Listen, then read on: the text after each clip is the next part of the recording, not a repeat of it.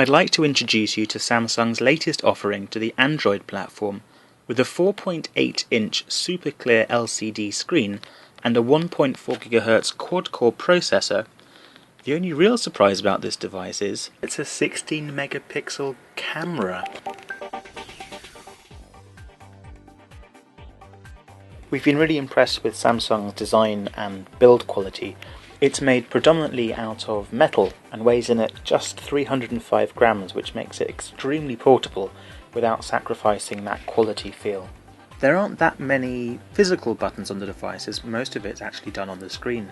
So on the top we just have the zoom and the power button. On the left hand side there's space for the speaker and this little thing here which pops up the flash. We quite like that. We think that's a really sleek feature of the device.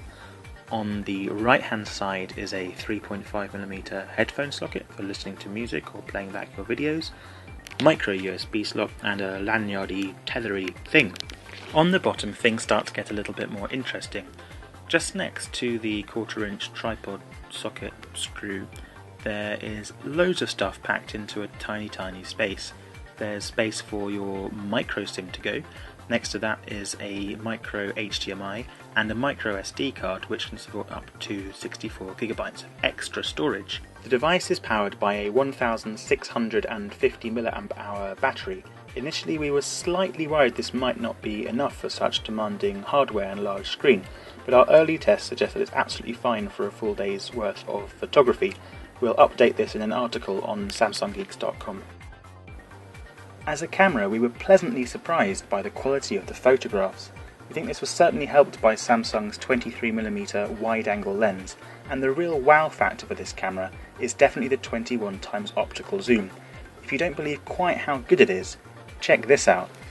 That stuff there, those buildings, they are in France, and I am taking this video in full HD on the Galaxy camera from Dover in the United Kingdom. You can see here that I am standing on the White Cliffs. Now that is really impressive. As well as having a very functional automatic mode, Samsung have included Smart Mode.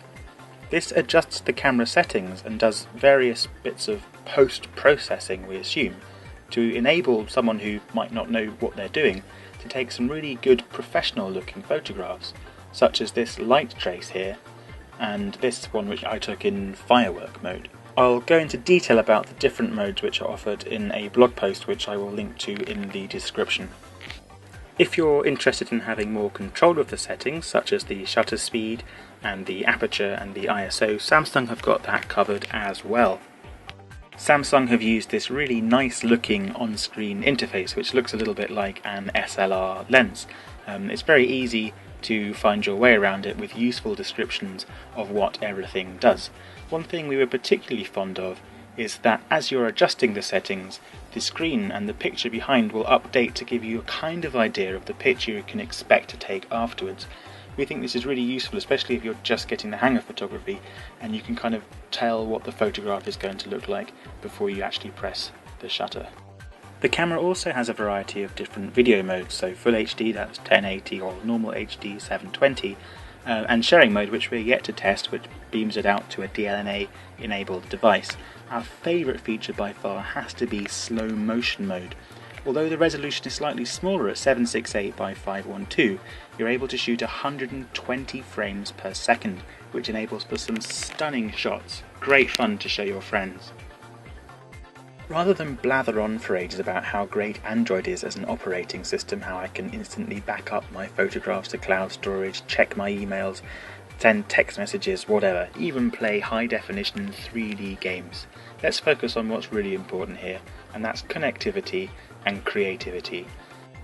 With access to Google Play, I have a wealth of apps at my disposal for editing photographs on the go and adding filters as I take them.